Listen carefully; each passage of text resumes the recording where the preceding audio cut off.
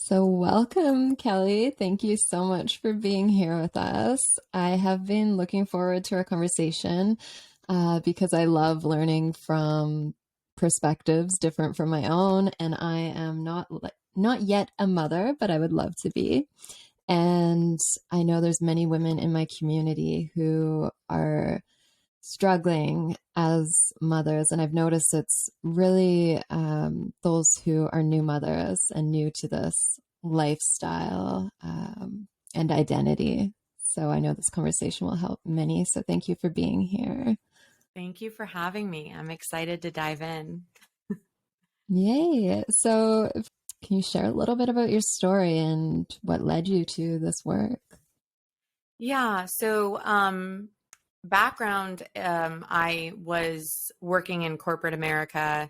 I had a full-time career and I had a 5, 10, 15-year plan.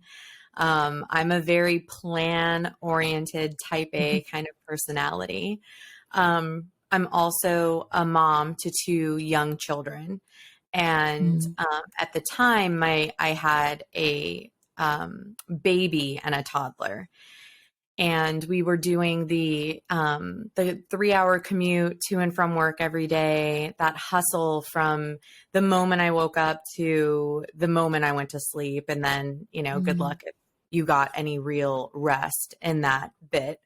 And eventually, it was no longer sustainable. I actually, so with both my sons, I had postpartum.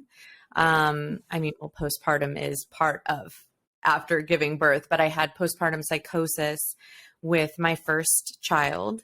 And then my second son, I had postpartum anxiety. And it actually didn't, with the postpartum anxiety, it actually didn't surface until I went back to work. And long story short, I had gotten to a place where I no longer knew who I was anymore. I was so disconnected with my body, my emotions, my soul, my purpose. I was completely exhausted and empty. And I didn't know if I could trust myself to keep myself alive. So it got to a really, really dark and desperate place. And in addition to receiving outside treatment, which I fully advocate for and believe in, I ended up seeing a life coach after I had kind of addressed all of the immediate acute mental health needs that needed to be treated.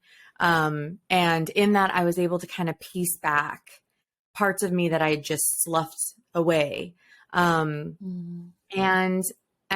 the more that I pieced together, the more I realized this is what I want to do for other women. This is my calling. I want to support other women in reclaiming themselves and making motherhood fit their personality and their unique individuality versus fitting into a role. So yeah, that's why I'm doing what I'm doing. And I'm extremely, extremely passionate about it. Wow. Yeah. Well, thank you for having the courage to realize that and share your story with other women to help empower them as well. And I haven't had the experience yet, but I know it's quite common to the postpartum. And I'm curious if you feel like postpartum psychosis. I actually haven't heard of that before, but I'm curious if it's quite common. It's more common than you would think. I believe, and I don't want to give false information here, but I think it's around 20% of the population has some form of postpartum mental illness. Postpartum psychosis was something I knew about postpartum depression, but even that wasn't really talked about much. It had just kind of started to be in conversation around the time I had my first son. But postpartum psychosis was like, I had never heard of it before. It's terrifying. It's a really terrifying experience. It's interesting though, because when comparing the two, anxiety sounds a lot more manageable than psychosis. But with the anxiety, I had suicidal ideation. Psychosis, that wasn't present. So I was really bracing myself for a similar experience with my second son than I had had previous. And when that didn't happen, I thought I was safe.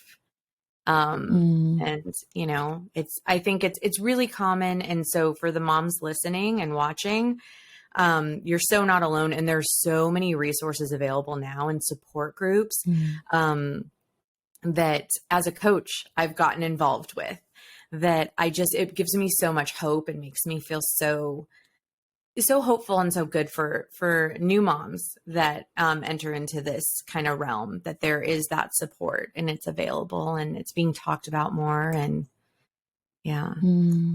Amazing. Yeah, because it's so common. And I'm just wondering if you feel like it's more common at this time in our society, on the planet, or if it's been around forever and we're just really addressing it now. Because I feel like I hold women's circles, and I feel that women are really meant to be in sisterhood, in tribe with one another, and to not be going through even motherhood completely on their own the way that we do now. And we have all of these devices that should be connecting us more, but we really can often feel alone in our struggles. So do you feel that it's more common now, just the way that our society, I guess, is set up? That's a tricky one. I think it's a lot easier now to feel like you're falling short. Feel like you're not enough, because there are so many moms on social media that are doing it, quote unquote, you know, better than you. And I think that, I mean, that certainly was a huge hiccup for me, a huge struggle, was seeing all of these moms that appeared to be a natural at it, right? They loved every minute of it, according to, you know, Instagram, TikTok, Facebook. And I felt awful.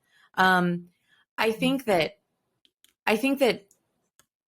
when you mentioned women's circles and sisterhood, I think that really feels like a huge core part of the issue here. Now, I think mental illness is mental illness. In my opinion, you know, some of these things you can't, even having adequate support doesn't keep that from happening.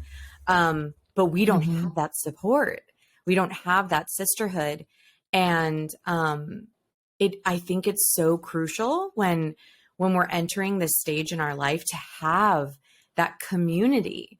We can't do this by ourselves. It's just not possible. It's an impossible load to carry. And I think that that's a crucial piece to really making motherhood sustainable, like, and making it exciting and fulfilling, is having that community to go through all of it with you. I don't know if that answered your question. I feel like I was.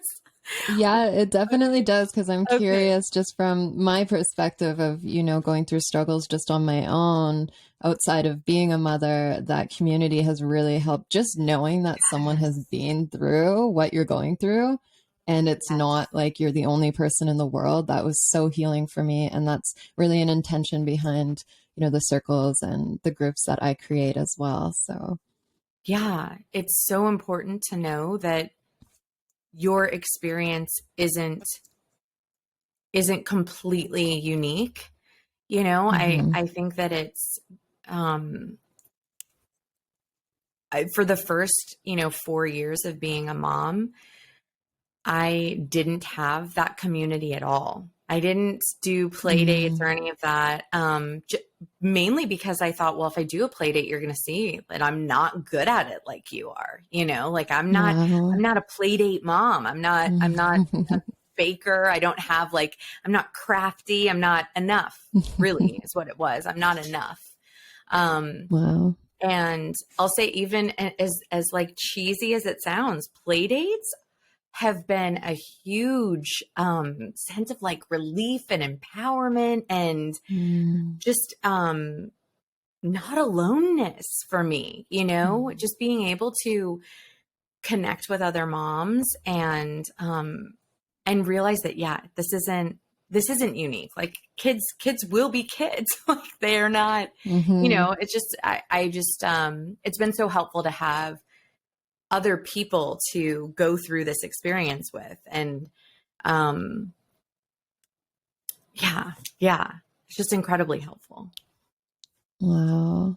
Yeah, that's powerful. It makes me emotional to think, you know, there's mothers alone that just don't have that support and feel like they're not enough because everyone I've connected with in the world, I just ask everyone, I'm like, do you have feelings that you're not enough? And it's, you know, part of this human experience. And then with Instagram and social media and just these highlight reels, like one of my intentions behind this podcast is go beyond the highlight reels because I know how detrimental they can be to, especially to our mental health. So I just think it's so important that you're shining a light on, you know, on this topic and reminding other mothers that they're not alone through it. Thank you. Yeah, And it's messy. It's a messy thing. It's and it's not always fun. And that's okay. You know, it's okay that it's not always enjoyable, and that's okay. I think that like part of the highlight reels and everything is we get this also like grass is greener. And for me, I've been this like nomadic traveler, very independent on my own for many years. And now I'm at the point, I'm 32. I'm looking around. I'm like, okay, I came back home to Canada and everyone's married with children. And I'm like, did I make the right choices? You know, there's that feeling like, was this the right thing? And then I talk to the women here and they're like, oh, I wish I chose a different path to not be a mother and to be traveling like you are. And it's like, I wonder if we ever feel like completely content and satisfied with the path that we've chosen.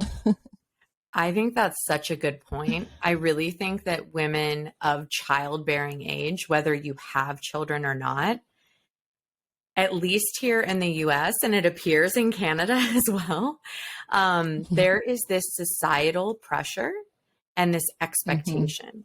So I was talking to one of my close friends who's, she's in her mid-30s, and we were talking yesterday actually, and she does not have children. I could absolutely coach and work with her on, I could take her through this program that's geared towards mothers. You don't I guess all that to say, what I'm trying to say is that it seems to me like whether you have children or not, that's always looming. So if you are in your 30s, 40s, and you don't have kids, it's something's wrong with me, or it's, oh, why don't you? Or there's lots of questions about it, right? But then when you do have kids, it's like, oh, I would give anything to just have that agency and to just have my life belong to me a little bit. But when you don't, it still doesn't feel like it belongs to you because there's all this pressure. You're not doing what you are supposed to be doing right now, you know? And I just think that it's almost as if, and I feel like this is going to get me in trouble, but it's almost as if the kid, you know, as far as like reimagining mom life, the kids or no kids, it's really inconsequential to the work that I do as a coach, because the issues are the same, whether you have children or not. They're very, very similar. You know, it's that feeling boxed in and feeling like you're not enough or you're not doing what you should do. It's just inescapable. I love it. Yeah, no, I was going to say that I always get, I always prided myself in being very unconventional and being like, I'm never going to get married or have kids. And I don't feel the societal pressures. And now I'm in my 30s. I'm like, I really fucking feel them. And I always thought I'm like, I'm beyond those. I'm just like paving my own path. And now like it's on me and I feel that pressure. Oh my God. I love that you said that, because I was, so I grew up keenly aware of not wanting to be boxed in. And I told myself like, Mm-hmm. no guy, no, partner, whatever, no children, nothing is going to take away my sparkle, my like unique, I'm never going to downsize myself to fit in anything. And then I Mm-hmm. found myself doing that exact thing. It was, Mm-hmm.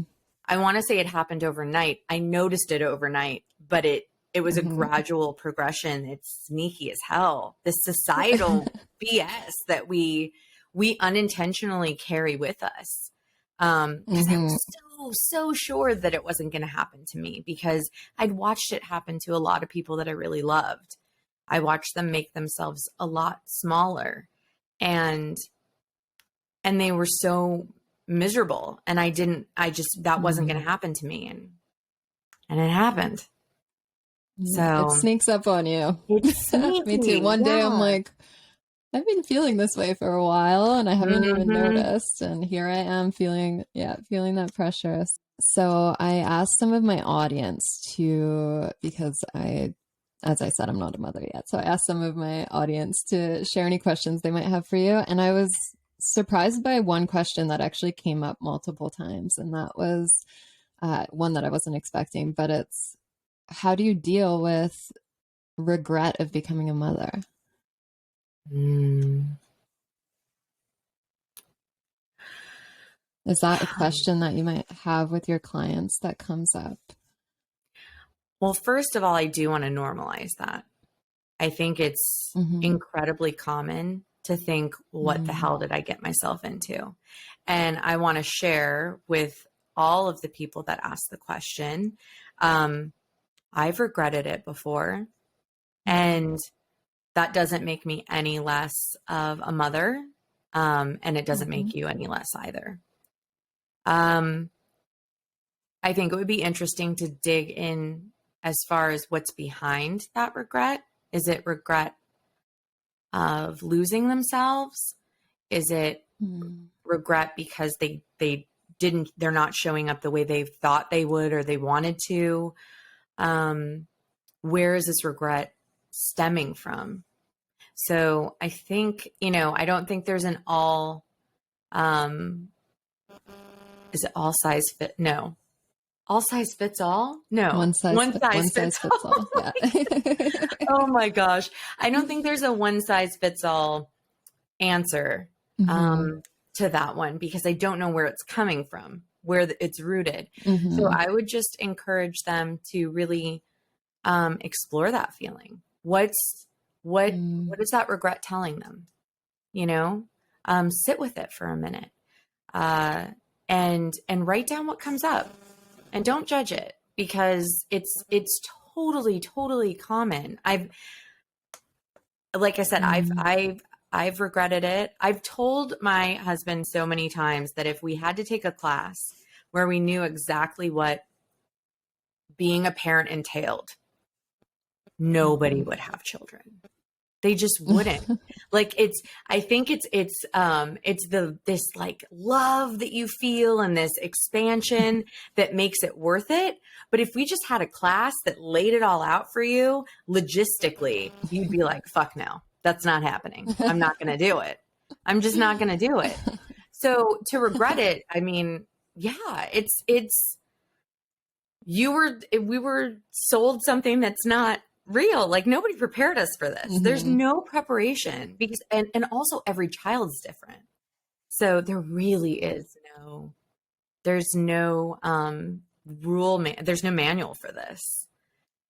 Ugh, I just wish them a lot of grace and compassion for themselves because I know that feeling of regret can spiral into like, well, what's wrong with me, and judgment about what that means. And I just hope that they know that it's very, very, very common and they're not alone. Mm-hmm. And it's just a feeling, right? It's just a feeling. It's not, facts are feelings are not facts. Um, they can teach us things though. So let's get quiet with that and see what's underneath all of that. If they need to talk to anyone, they can shoot me a DM. I'd be happy to chat it out with them. I feel how heavy, that's such a heavy question. And it does make me sad that it came up that often. Yeah, I was surprised, but it Yeah. felt heavy to me too, so I was curious Yeah. about it. Yeah. Yeah, I think it can be a kind of like a guide to go deeper too. Mm-hmm. I guess sit with that as a non-judgmental witness to what comes up and then Yes. wondering why. Yeah, I saw in our email before this interview that you mentioned good mom, bad mom narrative. And I was curious about that. And I'm guessing it's probably the feeling that you're a good or bad mom, right? Yeah. Yeah. Yeah. It's that binary of like, I yelled at my kids, I'm a bad mom, or like, in order to be a good mom, I have to do X, Y, and Z. No exceptions. There's no room in there for nuance and individuality. There's just no room at all. You're either good or you're bad. You're either doing okay or you're failing. That comes up so much for me. It's more the bad mom narrative, right? That if my kids had microwavable chicken nuggets for dinner, I'm a bad mom. And that cuts so deep to attach, chicken nuggets to your identity is so, it kills me. But yeah, that's one of the main things I work with clients. A hurdle we work through together is that binary of like good and bad, very black and white, and no room for nuance. Yeah. Yeah, I teach Tantra, and a big part of Tantra is releasing shame around our humanness, which I think this is kind of touching on that, where there's just so much pressure for mothers to be this way. And in Tantra, we teach that there's no good or bad, actually. There just is. And we can constantly learn, but there's no, good, because it's all subjective as well. Like what's good and what's bad is going to be different for every person. Right. I love that. It feels so powerful what you're sharing, because I just feel like even within me, I feel there's like an awakening, like, oh, okay, so if I feel this way, I'm not alone in it. I just think that's seems to be the main thing, is just knowing that, these are totally, it's part of being human and being a mother as well. Yeah.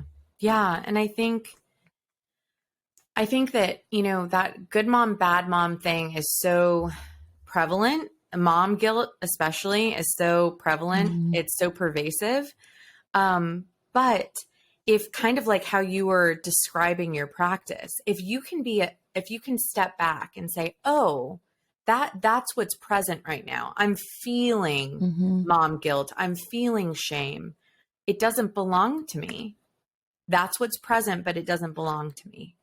That in itself helps to shift that heaviness so much. It helps to really dissipate. I always feel like I'm exaggerating or being salesy when I say this, but like I seriously don't carry mom guilt. I have little moments from here and there, but because I'm now so I can recognize what it feels like in my body when it comes up, what it's telling me. It doesn't pull me down anymore. It used to really, really pull me down. I mean, it would take me down a rabbit hole of shame and not enoughness. And now it just doesn't have that power over me. For the most part, my life's not perfect by any means, but that piece, I did a lot of work around that piece, and it's drastically shifted how I live my life. Wow. So it is possible. It's so possible. I guess. Listen, I'm a super anxious, like I said, type A person. If I can do it, anyone can do it. I'm an over analytical. If I can tell mom guilt to like kick rocks, so can you. Absolutely. Absolutely. I love that. Well, thank you for being an example of what's possible for others. Oh, thank you. Mm. Um, and yeah, I guess it's really not overly identifying with our thoughts that we have towards ourselves and these identities that come up, like the good or bad. How would you recommend a mother to who's really in it, to create her own identity outside of just being a mother? Because from what I gather, it seems that it's really easy to just lose yourself completely in that role. Yeah. So, the three areas the like larger overreaching areas that we work on together are usually ditching that mom guilt, working through that, Mm-hmm. recognizing it. Um, Also creating powerful boundaries and accepting support and building that Mm-hmm. community. So, like you were saying, that join a women's circle, find Mm-hmm. other women that are going through a similar experience. Um, and then the last piece is really getting to look at who you were before you became a mom. Are there Mm-hmm. any pieces of your life, any practices that brought you joy that you might want to bring into the fold here? That pre-parent version of yourself, are there pieces of her that you want to bring into the fold? And also, now that you've made this expansion into motherhood, um, things shift and change. So maybe we don't love the same things we loved before, and that's fine. That's completely fine. But what do we love now? So it's getting creative and having fun with it. What is it that brings you joy? And bringing more and more of that into your daily life. So we start small, start with like 5 to 15 minutes of just self care every day and connection to self and build on that. And yeah, so those are I think the three main areas, the like plans of attack, right? If you can tackle those three areas, it can help to bring more of you into the fold and also really reimagine what being a mom means to you. You get to define how you show up as a mom. Nobody else gets to define that. That's you. This is your journey. Mm-hmm. So, That's yeah. beautiful. I love that. Taking ownership too, but also knowing that you are creating your own path and how it looks like uniquely for you, because it's not going to be the same for everyone. It absolutely isn't. And it gets to be Mm. that one of the things I like to remind clients and myself a lot, remind myself this a lot, is that it gets to be fun. Right? It doesn't, it's Mm. because I think, and myself do this. I bring a lot of that like hustle narrative that you got to work Mm. really hard to get what you want. And it's a very masculine, like, you know, um, Mm-hmm. and sometimes it's not, it isn't the hard, like this, like intense, unpleasant labor. Sometimes it's fun and expansive and Mm. joyful. So it gets to be those things too. It doesn't, you're not going to be, miserable working, working with me through a series. And my goal isn't to like pound you into the pavement until it's a very like, very gentle, loving approach. And Mm-hmm. it has to be fun because so much of the shit is not fun. So like, this gets to be fun. Yeah, yeah, I love that. Because often on the self-love journey and the self-development journey, we can take it so seriously because some of it's serious, some of it's messy, but then it's like, oh yeah, we get to actually make it fun and pleasurable. And Yeah. how can we do that? Like what ways can we find like infuse pleasure and joy into the stuff that we would normally just view as, challenging or the work that we're doing. Mhm. Yeah. Yeah. Um, so I'm wondering when you said boundaries, that's one of the steps. Is that creating boundaries with the people in your life, like with your children, with your partner? How would you approach that? It's all of it. So it's creating boundaries at work, creating boundaries at Mm. home, And also, you know, well, no, that is, yeah, work, home, with everyone. That I think that healthy boundaries are so important. And I think that in motherhood in particular, it's really hard for women to ask for what they need and put up hold boundaries with their partner, if they have a partner, with their boss and colleagues, and the boundaries with the children. So this one hits home for me personally. I have my older son has had behavioral issues at school from basically the beginning of, you know, him going into daycare. And for years, the phone would ring, and it rang a lot. And my shoulders would cave in, and my heart would race, and whatever they were telling me on the other end of the phone, which was rarely pleasant, became connected to who I was. So if my son had a behavioral issue at school, I was a shitty mom. I failed him. I was a bad person. I wasn't enough for him. I couldn't fix him. And it took years and years and years for me his journey is completely his own. And I can support him, and I do support him. And you know, he needs different resources than other children might need in school. So showing up for him and fighting for those resources, advocating for him, while also knowing that if he has a bad day at school, that has nothing to do with who I am as a human being. So that's kind of the boundary. That's the boundary work I like to do around children is lovingly detaching from our children's behaviors and their core identities, because they are not ours to mold. You know, my son was my son the moment he was born. Like he is William 100%.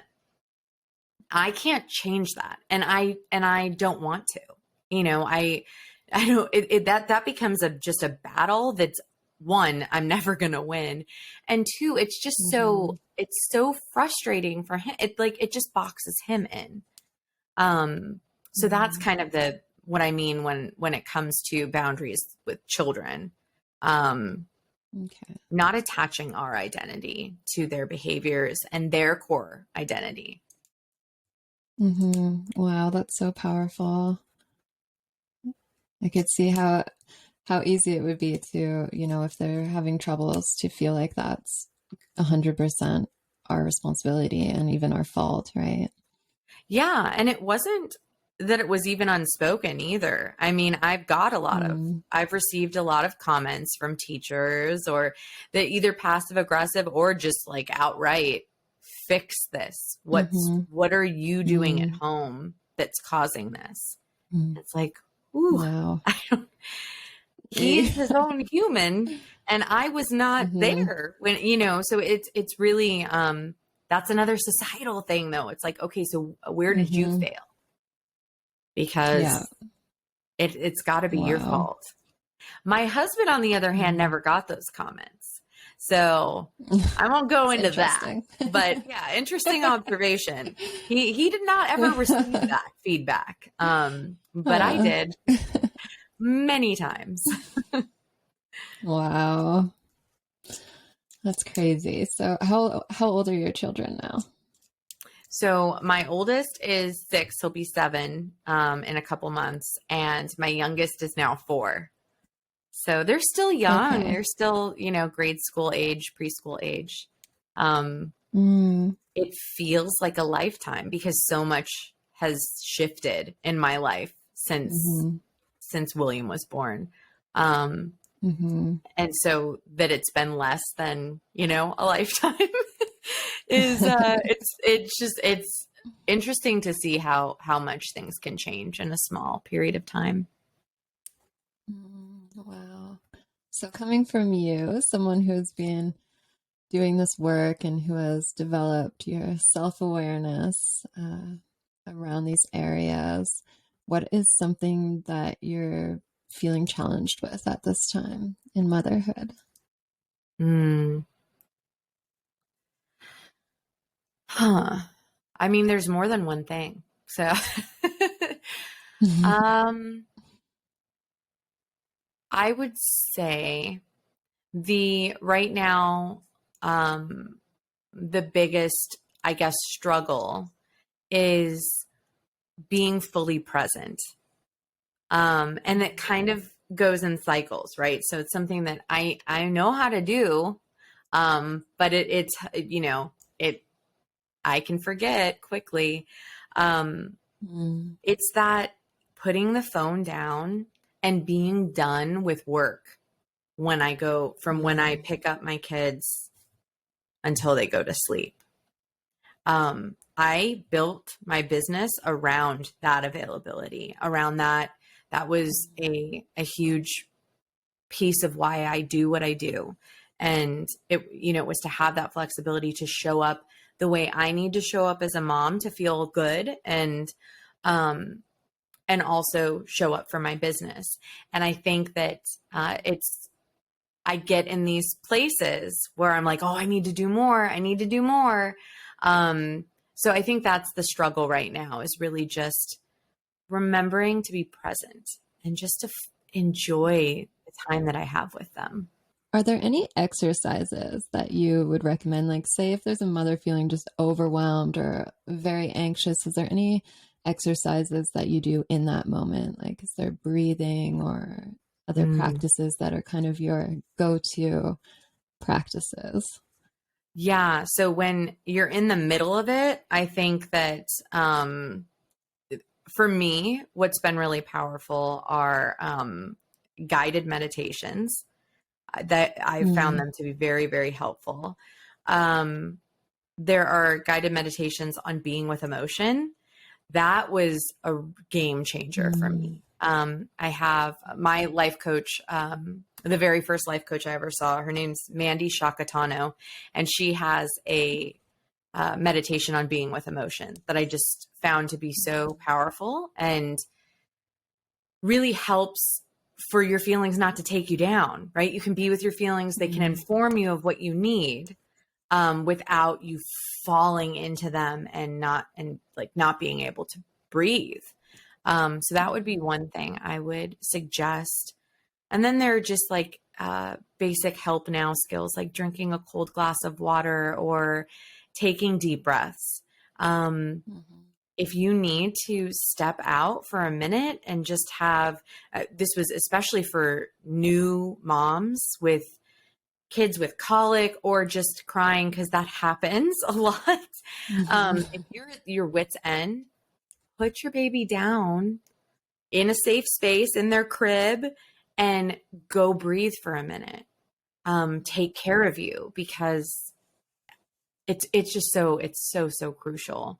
Breath work, I think, is really important, and mindfulness work when you're in the middle of it. Mhm.